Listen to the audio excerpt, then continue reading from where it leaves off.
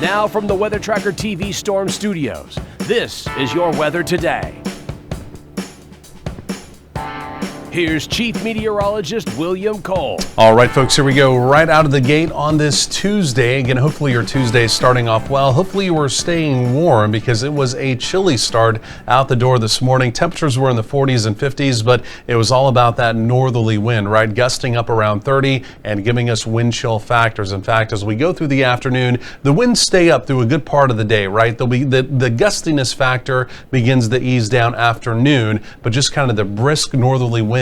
It'll take until about sunset for that to begin to relax. So even with daytime highs staying in the lower to mid 60s, do keep in mind with that brisk northerly wind, you may need to keep that winter jacket around even as we go through the afternoon. Now, these were your out the door readings earlier this morning. The actual lows, 40s, a lot of 50s around the area as well. 50s mainly off to the southwest. It's because the front is actually still moving through that part of the area. Again, look down around the Palestine area, now just south of Corsicana.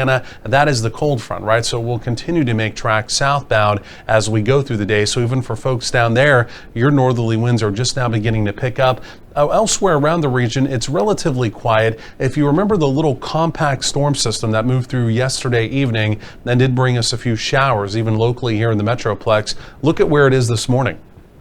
It still continues to pinwheel off to the east, but it kind of re-energized, if you will, over around the New Orleans area and over in the parishes of Louisiana. There is some active weather there. Now, important for us, again, overnight, it's another compact storm system. You see it right there. It's going to be coming through as we go through the overnight period. This is mainly after 10 p.m. this evening. There will be one more opportunity of some widely scattered light showers around. We'll talk about that coming up. And then after that, our rain probabilities really shift out here to the west coast, tracking this powerhouse storm system. This will be inbound for Thursday and a Friday. It's truly going to come out in two separate pieces, right? We have the main wave, but just ahead of it, you can see the small little dip that develops. It's what we call a little lead wave that also comes out. That will be for Thursday, along with the dry line set up in our area.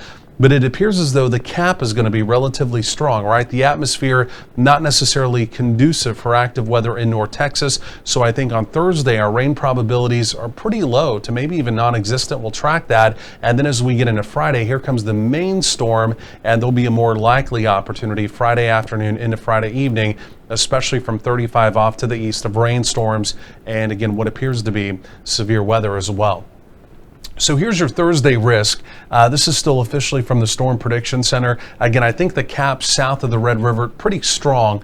We may not see much at all here. Again, for our friends up to the northwest, we'll track that carefully, but there may be a better opportunity on Thursday of severe weather up in Oklahoma along the dry line. Now, as we get into Friday, it's a bit of a different story, right? As the cold front actually begins to arrive, I think that will light up with a broken line to maybe even a line of storms, and the area of red you're seeing probably needs to be pulled back closer to the 35 corridor. Wind and hail being the primary concern, but as we go through Friday, a couple of tornado warnings I don't think, simply put, can be ruled out. So going forward in time, again, you can see Thursday looking pretty spotty, not impossible. We'll track that carefully. And then again, there it is as we get into Friday. There's that broken line of storms that, of course, will continue to push off to the east. Again, Friday evening into Friday night. But let's go back up in time. Let's go and talk about our opportunity of showers today. Future radar here. High clouds through the afternoon. By 10 p.m., there it is.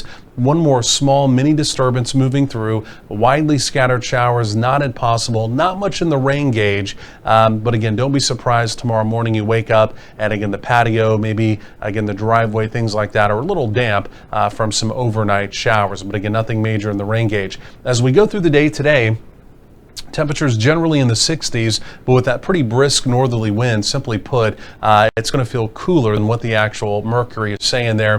50s for any kind of evening plans. We're still dry through at least the middle parts of the evening. Keep in mind, not really until after 10 p.m. that those shower probabilities do begin to pick up. 40s again for overnight lows. So a chilly start to our Wednesday. And then as we get into Wednesday, more in the way of 60s and, well, even a few 70s. You see that there beginning to build back into the forecast as well. So we'll call it cooler today, Tuesday, into tomorrow, Wednesday, with high temperatures generally in the 60s. We rebound the temperatures Thursday into Friday, but we'll also introduce that opportunity of rain and storms. Might have another opportunity of rain and storms on Sunday. Take a look at the following Monday. We may be talking about high temperatures in the 90s.